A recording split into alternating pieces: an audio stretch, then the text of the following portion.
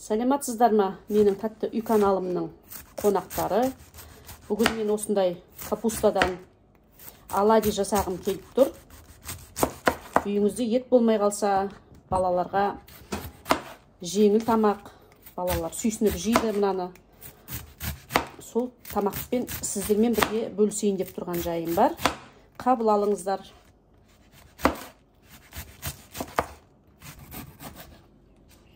Бұл тағам үшін бізге ондай аса көп ингредиенттердің қажеті жоқ.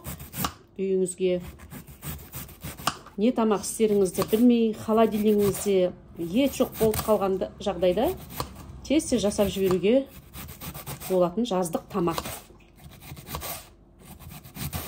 Мен капустамды жақсылап майдалап турап алдым. Енді отты қаттырақ қоямыз. Сосын капустаның үстінен осылай 800 грамдай су құйып 10 минут қайнатып аламыз.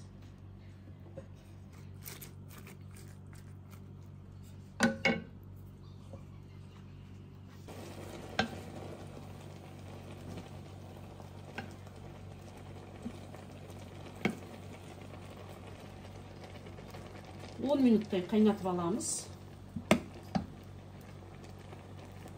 Енді қайнап бастады.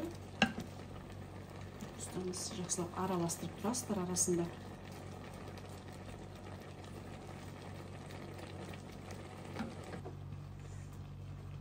Капустаны жақсылап тұрып қайнатып алдық.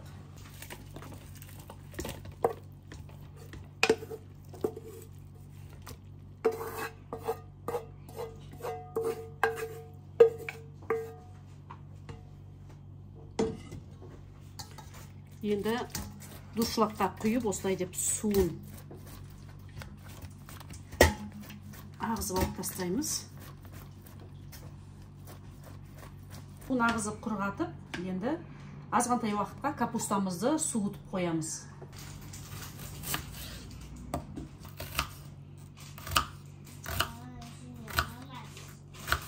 Енді жуамызды көбіктеп турап аламыз.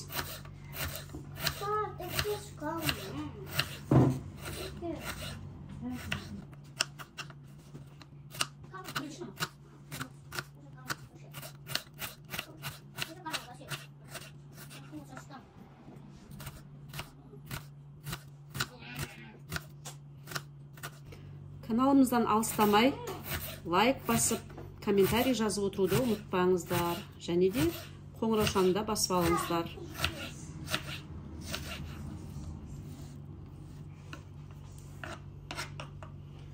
Бізге және де осындай 3 тілік чеснок қажет. Қазір чеснокты да уақыттап турап аламын. Мен чесногымды үккіштен өткізіп аламын.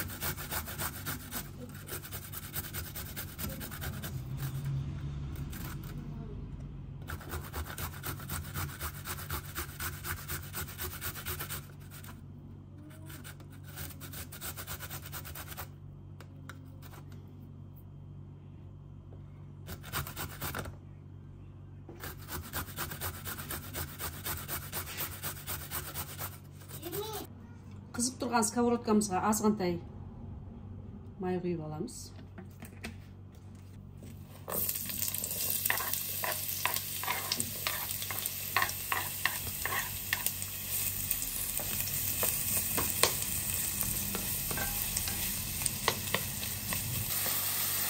Жуаны күйдіріп алмай, қызарғанша қуырып аламыз.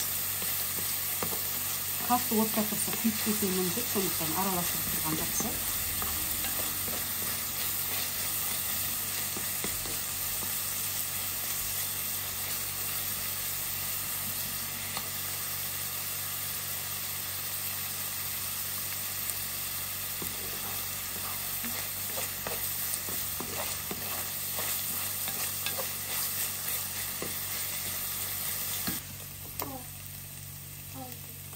Енді осы қуырып атқан жуамыздың үстіне сарымсағымызды салып аламыз.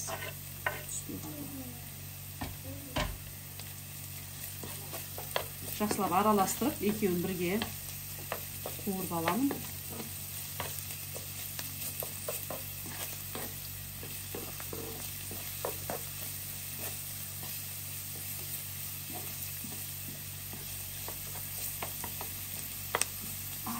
әдемі душистый иіс шығады.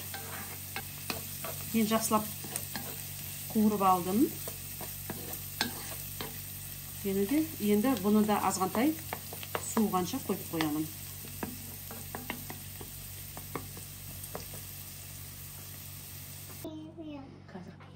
Капустамыз суыды, және біздің қуырмашымыз да суыды. Енді барлығын бірге қосып, андай не алайыншы. Ислам, привет. Привет. Бүгін менің көмекшім бар қасымда. Ислам деген немерем бар. Маған көмекші болып отырған. Тамақ пісірем сіздерге дейді. Тамақ. Тамақ пісіресің ба? Енді мына жұмыртқаны мына жерге құй.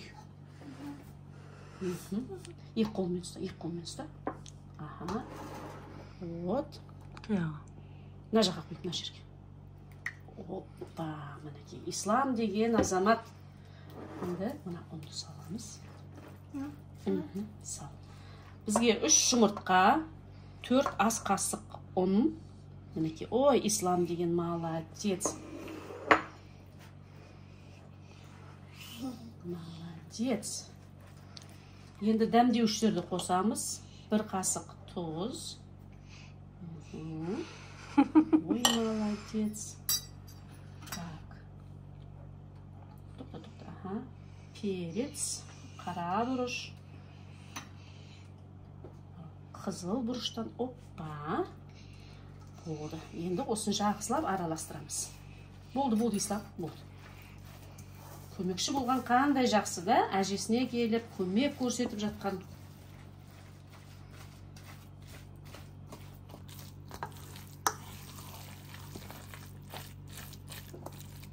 Міне барлығын жақсылап араластырып алдық. Енді табамызды қыздырамыз.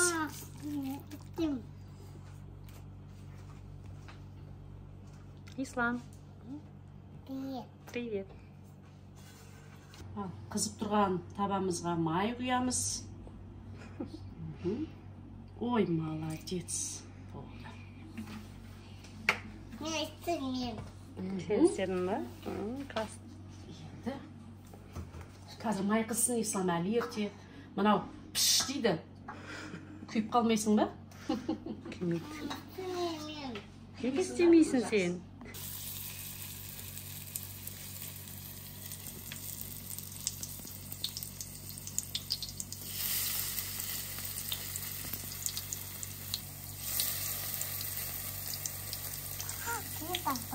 Это котлета.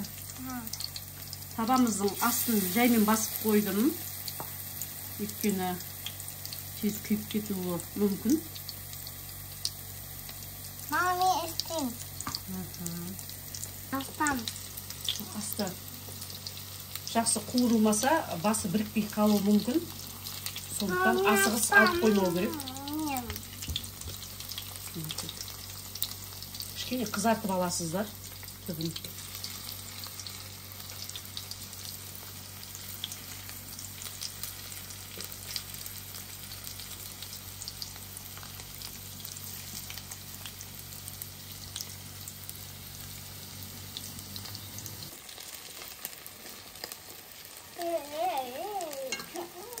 Котлетті осылай деп қызартып алмасаңыздар, шашырап кетуі мүмкін. Сондықтан асты бір қызарып, қалай деп айтсам екен, схватываться ету керек те, жаңа жұмыртқамен барлығы. Біздің оладьи дейміз ба, зразы десек те болады. Әдемі болып пісіп жатыр. Ең маңыздысы, табаға салған кезде астыңғы жағын осылай деп қызартып алу керек. Болмаса, қызармай тұрып аударып қойсаңыз, бәрі шашырап, онша әдемі түрі болмайды. Сондықтан бір жағын осылай деп қызартып алыңыз. Сосын келесі бетіне аударасыз.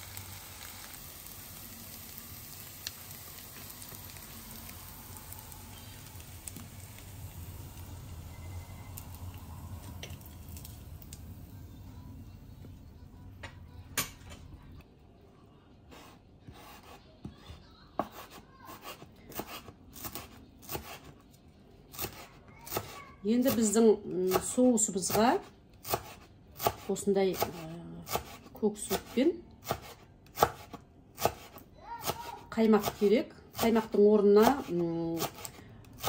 үйде ұйытылған айран болса да болады, йогуртыңыз болса йогурт те болады, өзіңіздің қалауыңыз бойынша. Қайсысы үйде бар, сонымен жасай берсеңіз болады.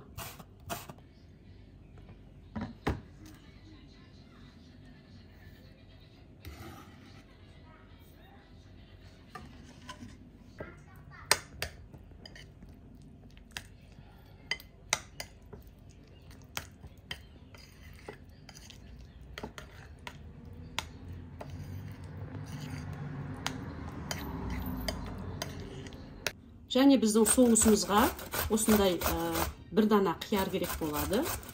Оны да үккіштен өткізіп аламын.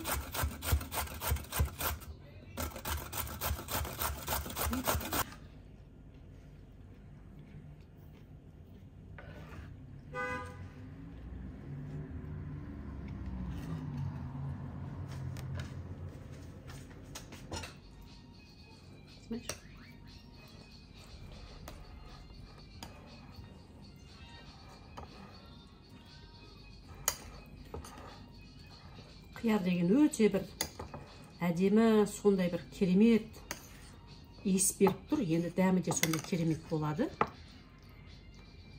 Міндетті түрде жасап қараңыздар.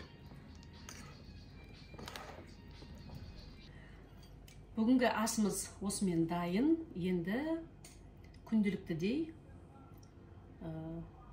дәмін татып берейік.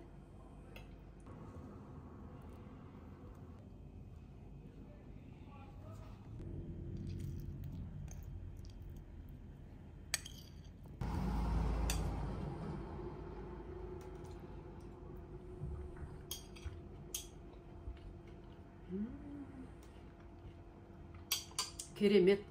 Капустаның да дәмі, қиярдың да өзгеше бір дәм беріп тұр. Міндетті түрде жасап қараңыздар.